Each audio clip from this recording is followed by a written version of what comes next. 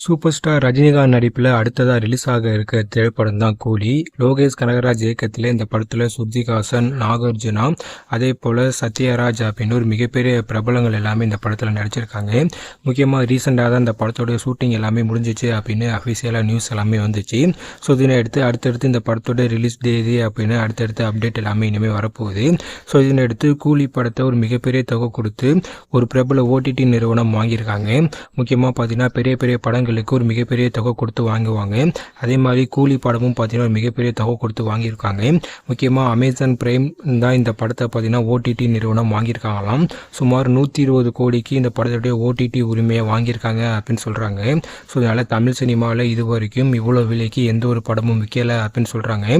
முக்கியமாக கூலி படம் கண்டிப்பாக தமிழ் சினிமாவில் 1000 கோடி வசூல் வரும் அப்படின்ற மாதிரி தான் சொல்கிறாங்க. ஸோ இதனால ஒரு மிகப்பெரிய எதிர்பார்ப்பு இருக்குது. அப்படிங்கிறனால சுமார் 120 கோடி கொடுத்து இந்த படத்தை வாங்கியிருக்காங்க அப்படிங்கிற நியூஸ் தற்போது வந்திருக்கு.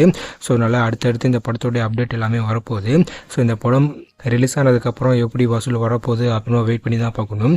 நீங்கள் யாரெல்லாம் இந்த படத்துக்காக ரொம்ப ஈகராக வெயிட் பண்ணுறீங்க அப்படின்னு கீழே கமெண்ட்டில் சொல்லுங்கள். மறக்காம உங்கள் சேனலை சப்ஸ்கிரைப் பண்ணுங்கள். தேங்க்யூ.